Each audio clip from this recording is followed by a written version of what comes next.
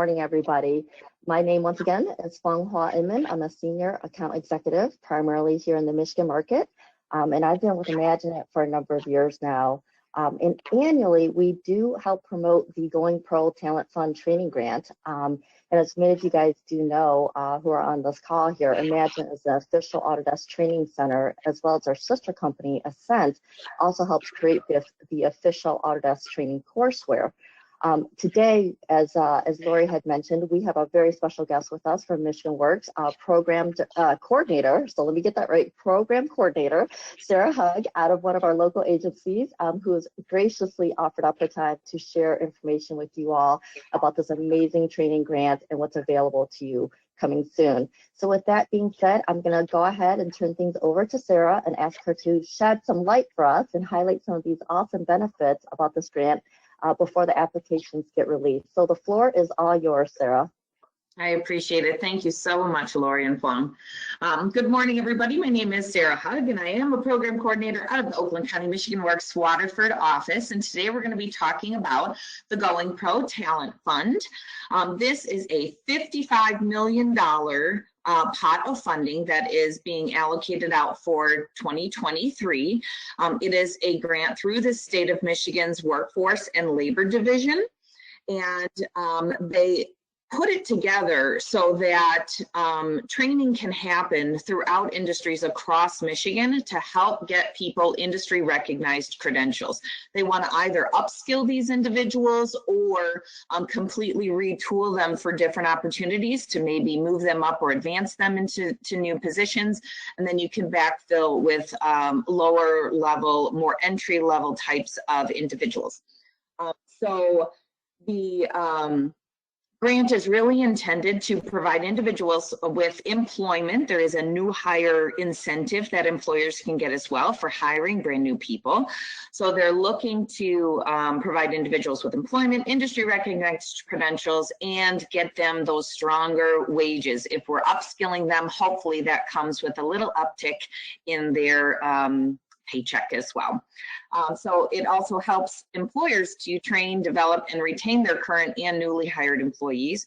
You know, a lot of times you have really great talent on your teams, and just by the nature of being entrenched in industry, a lot of times newer skill sets and newer technologies can kind of pass these individuals by no fault of their own. I mean, they're a great worker, they're in your workforce, they're loyal, they're committed, but they just might need that extra retooling to keep them savvy and up to speed with what's trending in your industry. And this grant helps to provide those extra resources and a little kickback so that you can get them retrained and keep them moving forward with your organization. And it also helps to ensure that our employers have the talent that you need to compete and grow in today's industry. We want to make sure everyone's staying competitive here in Michigan so that our workforce is viable and strong, moving all of us forward together. All right, so if you have participated in the Going Pro Talent Fund in the past, this year is a little bit new how they're going to be sending out the application. It's going to be a streamlined application this year, thank goodness, because if you have done it in the past, it was a tiny bit cumbersome with the language component. There was a section of the grant that used to require you to write up a business case, and you had to give the bleeding heart story of your organization and tell me why this is needs-based training and blah, blah, blah, which is wonderful. There's nothing wrong with that. But the state did decide that having a component of the application that was linguistically driven, there was a subjectivity to that, right? Depended on who was reading it and who was authoring it, that might credit someone or discredit someone from these opportunities. So they decided to make it more objective in nature. And now they decided to get rid of the business rationale component.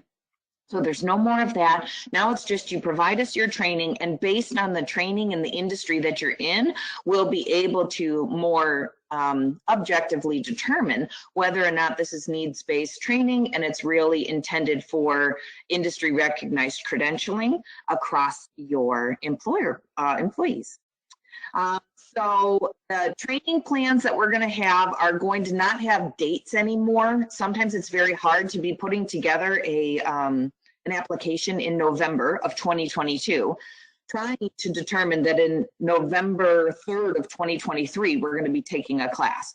That's quite an extended amount of time out, and it's hard to plan specific dates, which they used to make you do, and now you'll have to no longer do that. Now it's just tell me the class that you want to take, and we no longer need to know the actual names and wages of the people on your application. You just tell me, I would like to have this class set aside for 5 slots, and I'll give you the names once we get closer to the training.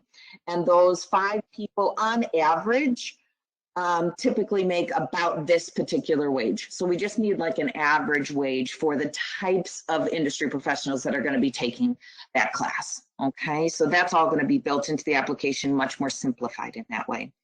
And then again, no more rationale, thank goodness, much easier and more streamlined.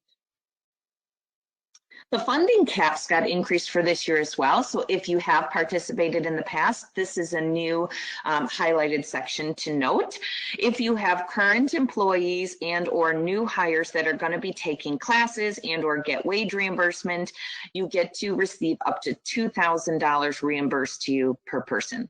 So that can be, if you find one class that's $4,500, you'll get $2,000 back of that $4,500.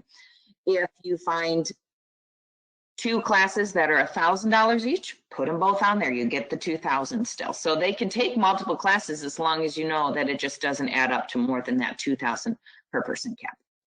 And there is a USDOL registered apprentice section of the grant.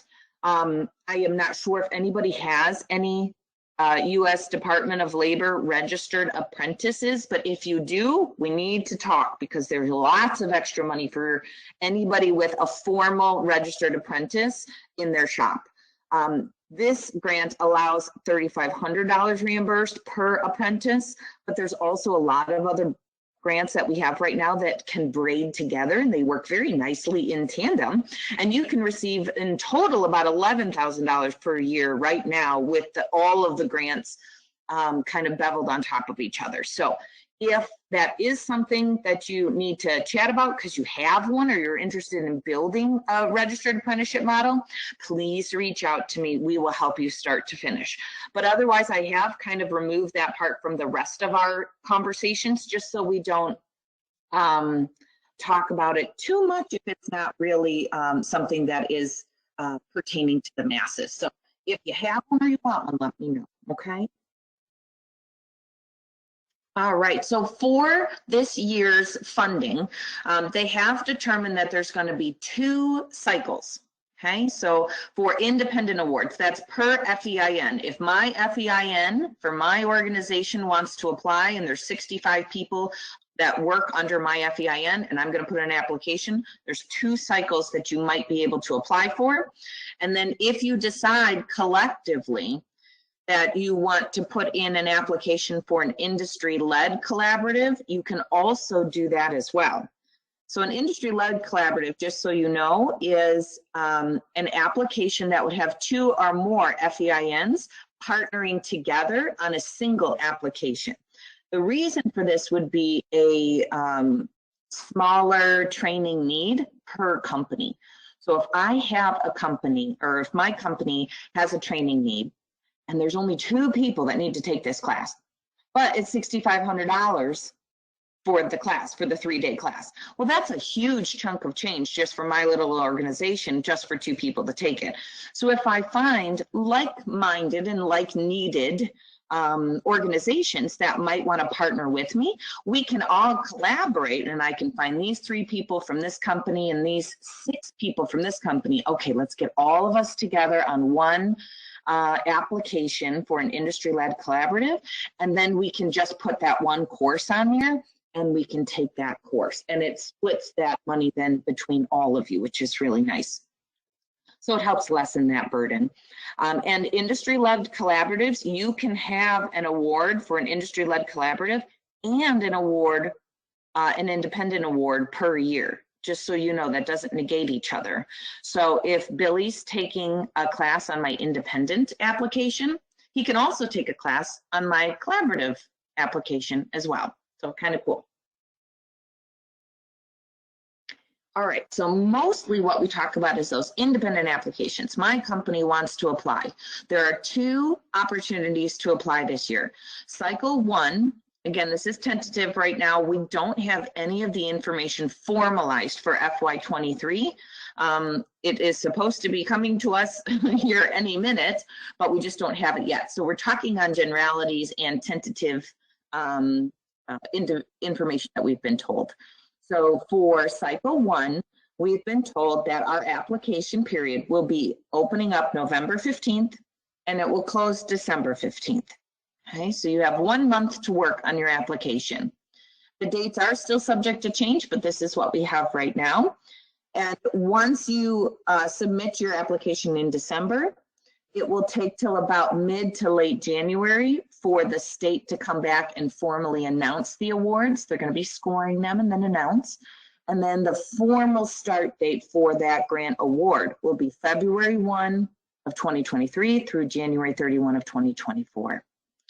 If you feel like this is a little bit of a time crunch for you, it's right around the holidays, it's too difficult to get something together right now, there's also a second cycle.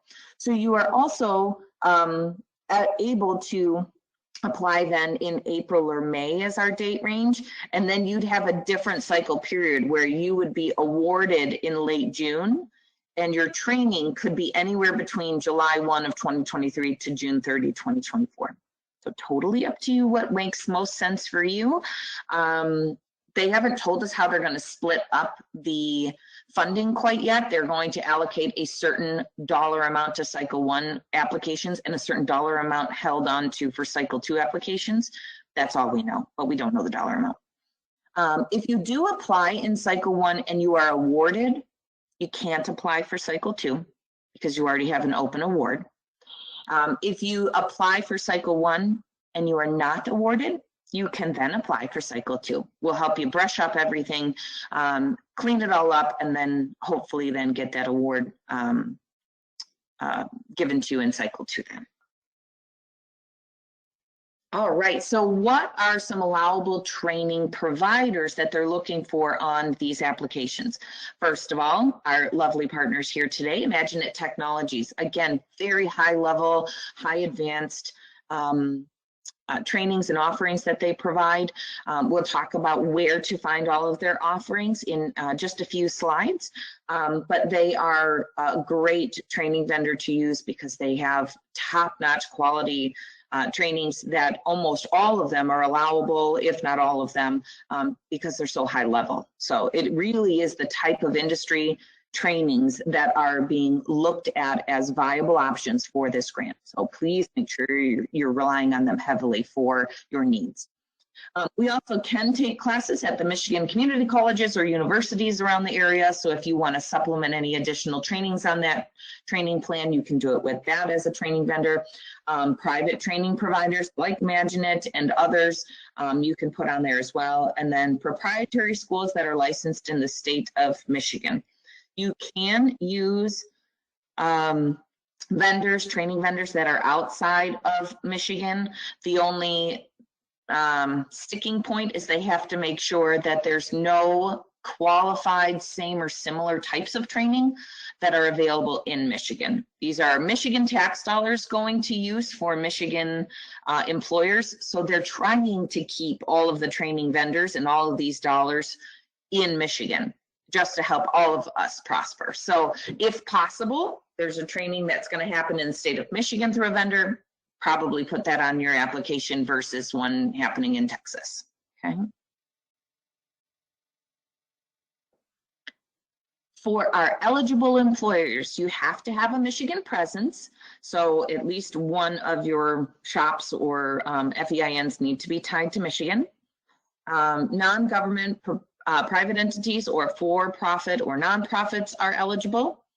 Not eligible is listed here: municipalities, community mental health organizations, federal, state, and local governments, public institutions. So like, for example, OCC, Oakland Community College.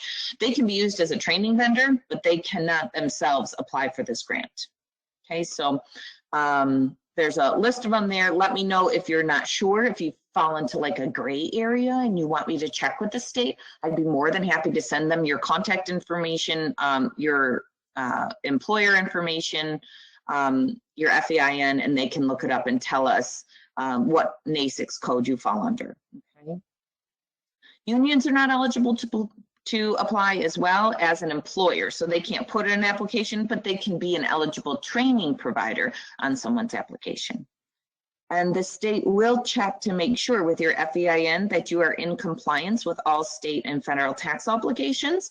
Last year, I did have 2 companies that applied.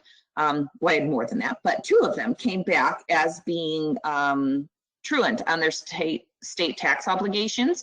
And so they had 2 little quick things that they had to fix up and submit back to the state treasury office. And once they did that, their award was released to them. So they do give you a chance, by the way, a 30-day window. If you don't know that something has gone amiss, then they'll let you know and they'll give you time to correct it instead of just saying, no, you're declined with your application. So for the trainees that are going to be on your training plan, these individuals must work primarily in Michigan and pay all applicable taxes to the state of Michigan. So their payroll taxes have to be through the state of Michigan. 18 years or older, U.S. citizens are legally authorized to work in the U.S. These trainees must be permanent, full-time, direct hire employees. So please keep that in mind. They do consider full-time as 32 hours a week or more. And then again, with that direct hire, full-time permanent, we're not looking for seasonal or part-time employees, okay? Low wage, high turnover positions are not eligible as well. So someone on a production level type of role, if they're in that type of opportunity and they're gonna be advancing into a higher level, higher wage, less turnover type of role, if they just get this one type of training, absolutely, that works. You can put them on there. But if you're training them to stay in production and you have high turnover, and again, that's subjective. What high turnover is to your organization might be different than another organization. So you have to internally vet that on your own, just so you know. But your Michigan Works business services rep can help you through this all as well. You can hash it out with us and say, well, this is kind of where we are with this type of position or that type of position. We are here start to finish to be your liaisons through this grant. So lean on us very heavily if you do have any individualized questions about what might be considered low wage or high turnover. And then any new hires that would be eligible to include on this grant. These are going to be individuals that are hired 30 days prior to, on, or after the award date, and training must start on or after the award date. So we're going to go over that a little bit more on the actual new hire slide, but just know that that language is there to reference back to, and we'll talk about it in depth in just a couple extras. Okay, so for your current employees, they are allowed to be taking classroom or customized training, and you will receive up to $2,000 per person reimbursed to you for that training, okay? Reimbursements cannot be requested for any training that initiated prior to your award approval. So since the award cycle for cycle 1, the actual award or training dates are February 1, 2023 through January 31 of 2024. That means that next January, while the state is still vetting all the applications, it's kind of a dead zone, unfortunately. Nothing can be taking place in January because the award does not start until February. They haven't even announced the awards yet. So you can't reimburse for anything that happens prior to that award approval. So if they send out award approvals on January 20th, technically we still have to wait for February 1 to have any trainings initiate, okay? If you do have training that needs to happen in January, though, do reach out to your local Michigan Works office. We do have tiny little pots of funding that are available that might be able to cover anything that might happen in January, okay, outside of this grant. Okay, so for any new employees that you want to be hiring, what we need you to do is to forecast. you know, you're going to be putting together this application from November 15th to December 15th. So I need to figure out from February 1 to January 31 of the next year what my forecast for new hires looks like. So I might hold and tell the state, you know what, I want 5 new hire slots available to me because I think we're going to be hiring on about 5 people. I don't know exactly what their job titles are going to be, but ultimately this is what we're thinking we're going to be hiring, okay? If you hire somebody during that eligible date range, you can receive up to $2,000 per new hire reimbursed to you, and it's going to be a combination of wage reimbursement and classroom training. Okay, so what does this mean? So if I have a new hire that starts on February 1 and I have them training with me for 3 weeks, that's kind of their onboarding process. It takes about 3 weeks to get somebody up to snuff, right? So they go through these 3 weeks of training on site with me, and then I have to retain them for 90 days. As long as they meet that full 90-day retention, and I sign them up to take some sort of class. When they're done with that class and I get their payroll showing that they were still on payroll through all of that time, you can receive your full $2,000 reimbursed to you. Okay, so the new hire does have to be a combination. They do have to take a formalized, industry recognized class and be on the job training piece. Okay. The on the job training is going to be tied to that retention like I talked about. This is just a reiteration of what I just referred to. They must make it through that whole training phase and then meet 90-day retention. We can reimburse for all of their $2,000 once their OJT hours and classroom training are completed.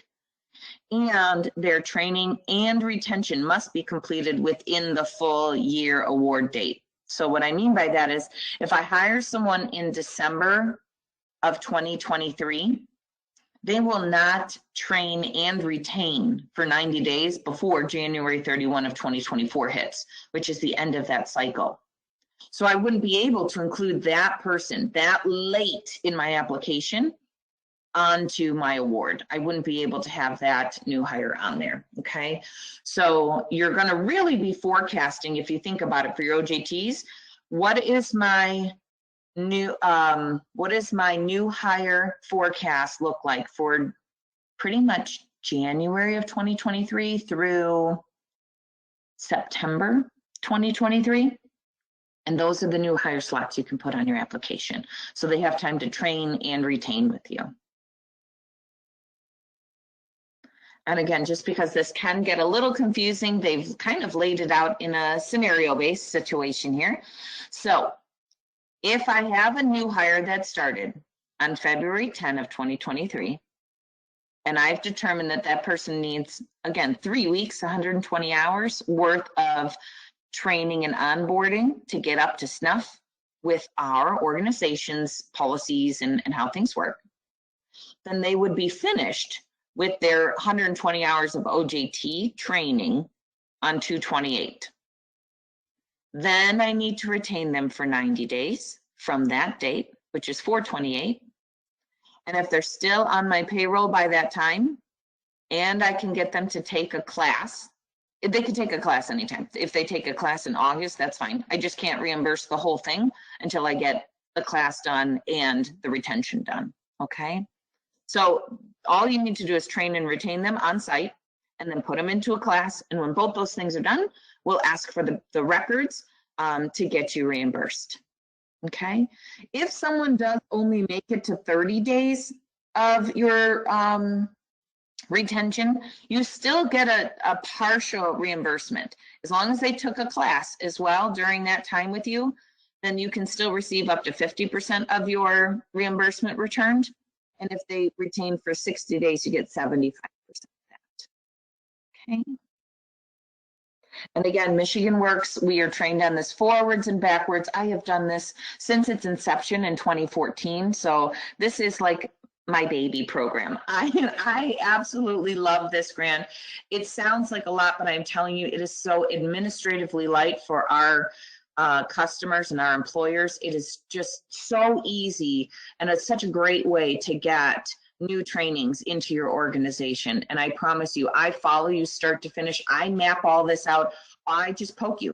And I say, hey, it looks like you had someone meet all their retention. Did they take a class yet? You tell me yes or no, and then I'll just keep on top of you. And as soon as the answer is yes, I'll ask for the things I need, and you'll get your reimbursement, okay? There's also a little extra incentive for any new hires that you bring on board that might fall into one of these categories as well. So normally I'm getting $2,000 back per new hire. However, if one of my new hires happened to be an older worker, they were 55 or older at the time that I hired them, and if you give me a copy of their driver's license when you submit their payroll records, you get an extra $500. And it doesn't count against you or towards your grant. It's just an extra incentive. So instead of $2,000, I'm going to give you $2,500. Okay. So these are all the qualifiers that count as targeted incentive populations. And again, I will ask you for all of this information. I remind you once a month, hey, did you have any new hires this month? And if so, provide me their information and tell me, do they fit into any of these categories? So I walk you through it every step of the way, every single month. Nothing to worry about on your end. Just need to respond back when I poke you. Okay. Okay, so at this point, I'm going to stop and ask, have there been any questions so far?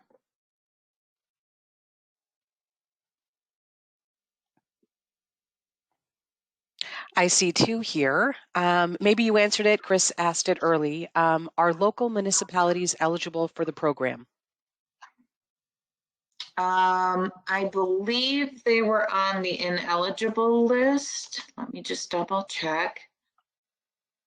Municipally owned utilities is on there.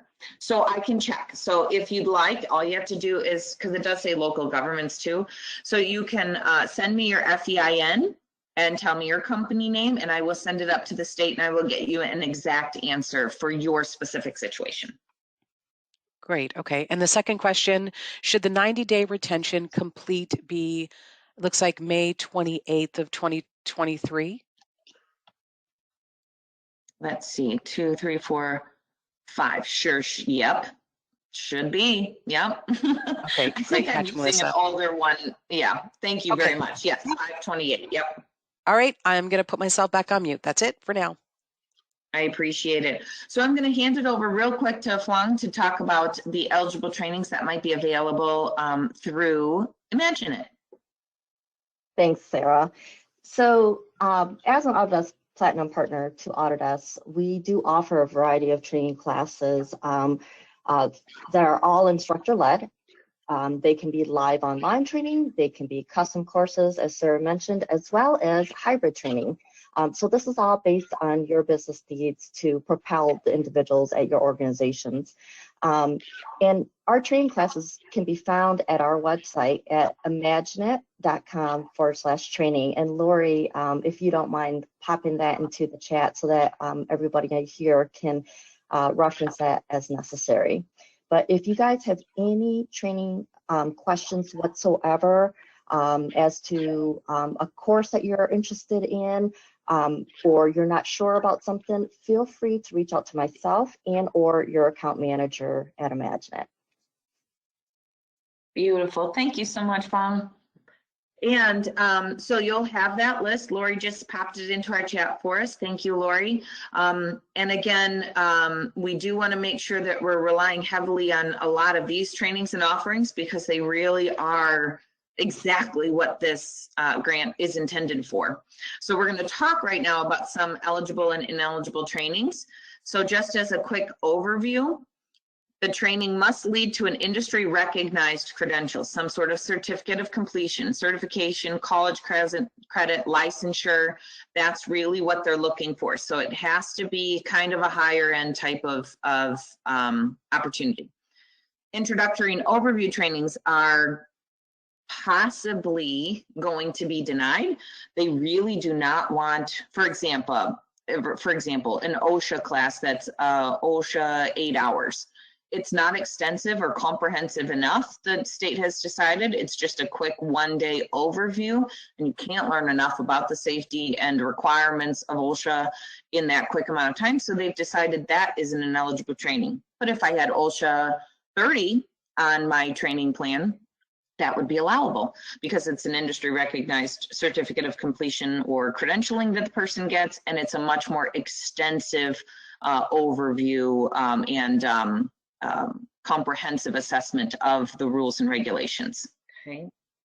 And we want to make sure we don't have anything too flippy floppy, too wishy-washy on our application, because there is no such thing as a partial award. If the state decides you've got 5 really solid trainings and 1 that's just kind of not up to par, they will deny your entire application. It's an all or nothing thing. So again, your Michigan Works rep is going to be really, really critical in helping you determine when you're putting together your training plan, hey, is this going to qualify or is this going to be too overview, too basic? Let us help you through that. And we can also poke the state in advance and ask them as well. So we have years of experience. We have our finger on the pulse with exactly what the state's looking for. So make sure you're using us as you're putting together this training plan as well.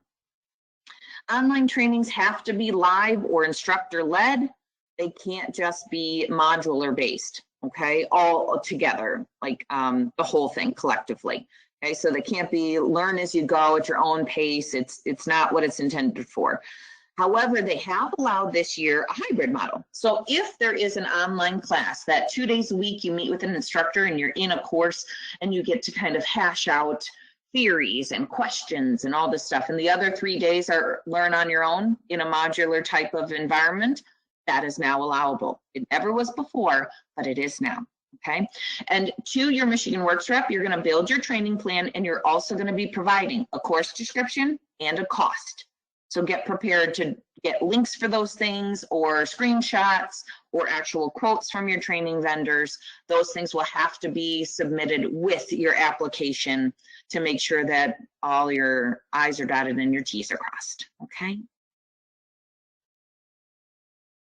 We do not have our list of eligible and ineligible trainings quite yet from the state, but the list for 2023 is set to come out here shortly, and I am going to share it with my colleagues here at IMAGINiT, and they will send it out to everybody who attended today's session so that you all have it. Hopefully by then you'll already be connected to your Michigan Works rep anyway, and they'll be able to provide it to you. All of our contact information is on the final slide of today's session, so just get prepared to see that in a couple slides here, but you will have all of our contact information. And we will release that to you when we do have it. We do anticipate it to be similar to what last year's ineligible and eligible training list looked like, but because it hasn't been finalized, I can't guarantee it. This list is meant to serve as just a guideline, a guiding practice for you, so you can kind of see what would be a good idea of what a good training would be, and then what might need to be kept off because it's just not strong enough and it might be ineligible, and we don't want to threaten our chances of getting awarded. And then those course descriptions and costs, again, will need to be submitted for review so we know that it's high level enough to pass muster. This is last year's eligible training examples. Again, this is not an exhaustive list by nature. There's lots of other trainings that are approvable, trust me. But this is just to give you an idea. So if I have a machinist who's working as a CNC operator and now needs to learn our drill press, I can send them to a drill press course. It's a week and a half long. They get a certificate of completion when they're done. And now I've moved them up into a different department or a new role, and I can backfill with a less qualified candidate and more entry level and fill that lesser opportunity.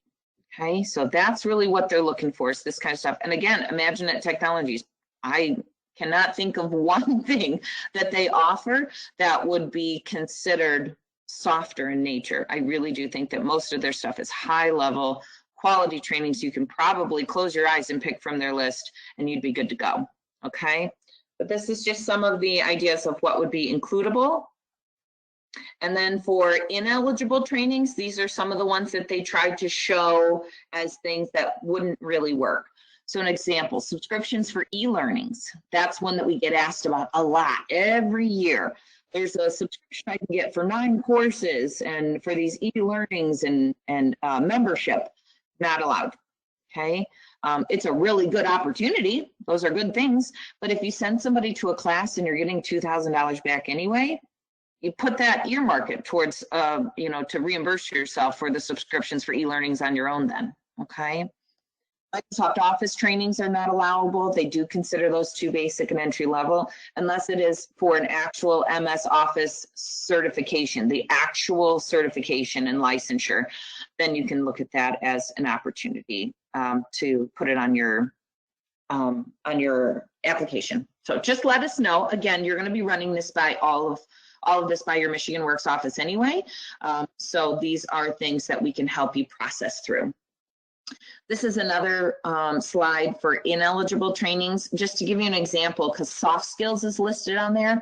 So what do they mean by soft skills? This is what they mean, okay? These are things that are just not high level enough to warrant or merit eligibility according to how they have set policy, how they would like to see these grant dollars spent. It's not that I think that they're low level, they just think they're too entry or too basic to provide full out credentialing and endorsement like they're looking for, okay? So if you have a need for one of these things, please still let your business services rep know. There might be something we still might be able to cover with a different grant that we have. We have lots of grants available at our disposal. So there could still be some way to get these things covered just under a different grant opportunity, okay? But on your application for Going Pro, we're gonna leave these off.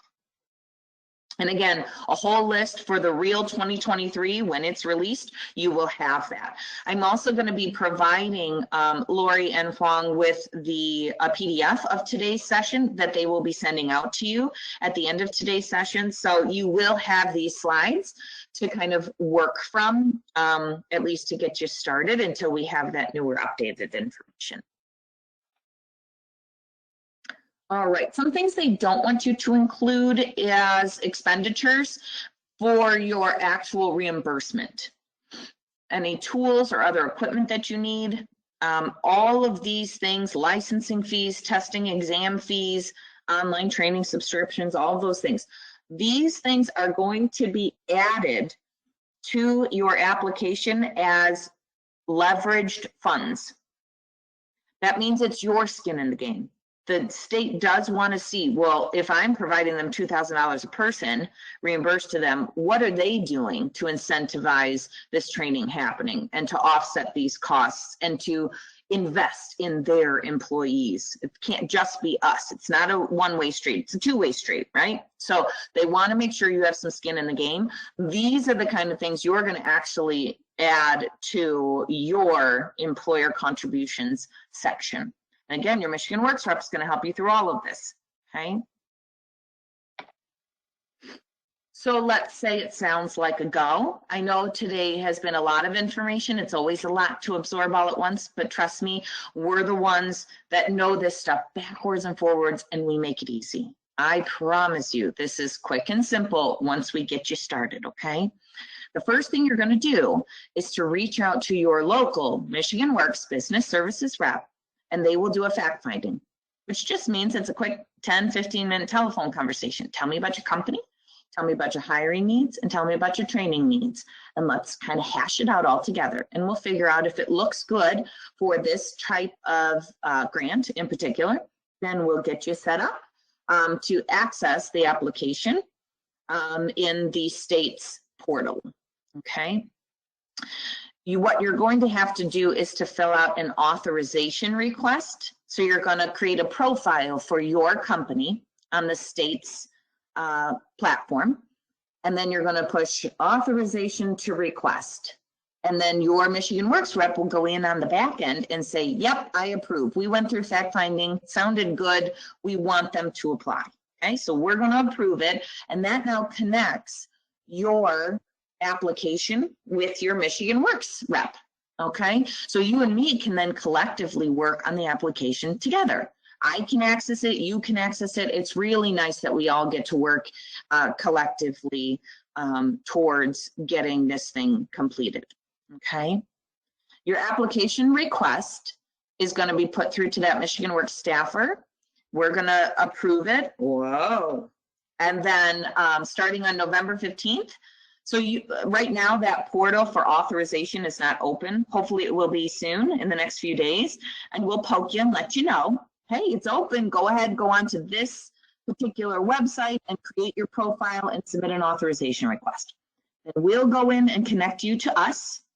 And then when November 15th rolls around, if you open up that portal on your dashboard, the application will be in there because you've been approved to have the application released to you. Okay. And again, we believe November 15th it'll open up, and we think December 15th then it'll be due back to us. Funding is not guaranteed. We just always want to make sure that people know that. You could put in all this effort, but if you're picking things that are softer in nature and that really aren't going to cut the standards that they're looking for, then you could potentially not receive funding. But again, in cycle 1 doesn't work. You got cycle 2 now, which is wonderful. And they are updating the online application right now, so it's not completed quite yet, but hopefully again by that November 15th date it'll be ready to be released to you. We're going to make sure you're completing all sections of your application. You're going to then attach or submit all the supporting docs to your business services rep, like the quotes or the course descriptions, the costs, and then the explanation of your employer contributions. So if you say, well, these 10 people are getting wages while they're in training. Well, here's how I calculated out how much that costs as an investment for us as their employer. Okay, so you're going to submit all that to Michigan Works. Our business services rep team will then review it. Incomplete, inaccurate, or weak applications might be returned to you for a little bit of rework. But again, if you're working very closely with your Michigan Works rep throughout the whole thing, you'll be fine. We'll rework it with you verbally throughout the whole process. So by the time you get to formal submission, hopefully it'll be solid. You won't have any more work to do on it. We'll then submit the final application to the state team for their review. They will evaluate and issue a final application score by late January, probably. And then employers that are not awarded can reapply for cycle 2. Hopefully we'll have some feedback from the state as to what might have gone wrong, and then we'll be able to strengthen that application then for the second cycle. If you are awarded, your training can start in February and you're good to go. Once that February start date rolls around, we're going to ask that you enter into an agreement with Oakland County Michigan Works. So there's a 3-page or 4-page contract that you'll sign. So do determine a signatory in advance. Hopefully you're not sitting in the HR department and you've just decided by yourself that this is going to be a great grant, and you go through all this process and put it together, and then your leadership doesn't want to sign it. That would probably be a problem. And as crazy as it sounds, it has happened before. So just make sure, especially if you're a larger corporate, that everybody's on board and whoever needs to sign this thing will sign it. Okay. And I can get you a copy of the contract that you'll sign in advance so you can see what kinds of language it would use, so that you can send it up to your legal or administration boards for prior approval before you go through all this if you need to. Okay. But it really doesn't say anything earth-shattering, trust me. We'll also ask you to sign a quick release of information so that we can use your company name and maybe some of your statistics, like how much you were awarded and what types of trainings you were going for when we talk about the Going Pro Talent Fund in the press. So extra little perks for you guys getting your name and information out there as an employer too. We will ask you for certain things as reporting requirements. So your payroll documents, if you have a new hire and I need to see their first payroll and the one that covers the 90th day, so that I make sure that they were still working for you through that 90th day retained, you'll have to make sure that you can get me those documents, okay? If I need wages for people, you have to make sure that you are allowed to release those wages to me, okay? Now, we are a vetted merit organization. We are all background checked, fingerprinted. We are all to the highest level of security. I promise you this information is going nowhere except for up to workforce development, so they know what types of programs their dollars are being well spent on. So if we want this to continue, again, this grant started at $5 million back in 2014. They have now increased it to $55 million by 2023. That shows you the value added. And the only way they know that that value is really taking place in this type of grant is to make sure they have the data that goes along with it, that shows and proves the value and the worth for this type of investment for the state to be making, okay? Documentation requirements and then expectations. So just make sure you're ready to fully partner with us, okay? We'll have you complete a W-9 and an Oakland County vendor form, so that will put you into our Treasury Department as a vendor, so that Oakland County Treasury, they'll ask the state for your reimbursement money and Oakland County will cut you the check for reimbursement. And so you will be looking for a check from Oakland County, just so you know. That's where your reimbursement's formally going to be coming from. And just so you know, these are the documentations that we will be asking for to go along with and supplement your reimbursement invoice. So if you had someone who took classroom training, I need an invoice from the training provider. Technically, you're going to pay it. You pay it up front. You pay your training vendor, okay? And you give me the invoice that you paid on, and then you give me the certificate of completion or a copy of grades if it was a credit course, just so I know they passed. And then I'll be able to reimburse you up to that $2,000. Okay, so classroom training is fairly simple. If you have someone who is a new hire and they have that OJT component, then I'll need the company payroll, like a pay stub basically, for the very first payroll that shows me year-to-date total, so I know that that was the first payroll they received. And then the one that covers the 90th day worked. And again, I feed you all of this information. I keep a very extensive spreadsheet, and basically it has color coded, and when all of my August people have hit their retention, I email those companies and I say, hey, you've got 3 people that met retention. Have they, I need their first payroll and their one covering the 90th day, as long as they're still retained. And then I need their classroom training information if they've taken a class. Okay, so pretty quick and simple, but it is something formal from the payroll reporting system, just so you know. It can't be like an Excel spreadsheet that you just populated and sent along to me with people's names and wages and dates, and you say, yes, they're still employed. That's not enough. So please make sure that in advance you're willing to partner with us and provide us with those records, okay? Your Michigan Works reps are your best friends in this. I promise you, we're going to help you through it start to finish. We need you to submit a impact story at the final closeout. So do make sure you're ready to write a quick couple lines about how great the award was and how it helped you from maybe layoffs, right? This person wasn't going to be able to retain their job because they were just not qualified anymore. We were able to advance them with these new trainings and keep them absorbed. You'll have to provide those new hire names, job titles, and wages on a monthly basis. Again, Michigan Works pokes you, just asks you, and you'll just reply back to us. And then you'll need to provide wage information prior to the training. You'll give us the names of the people who are going to be taking training and their wages at completion of training and at 6 months post-training. So we kind of follow you for a little bit after the grant just to see, hey, are these people still working? What are they making wage-wise? You know, was there any advancement there? Okay. It's really helpful to have a single point of contact for this grant and a backup. I can't tell you how many times only one person in HR even knew this grant existed, and then that person leaves and no one else has any idea that they have these dollars sitting on the table. Okay, and then they're really confused about how to do this and what they need to do. If you get two people work as a team to have all of these things built and put together, and everybody's kind of on the same page then.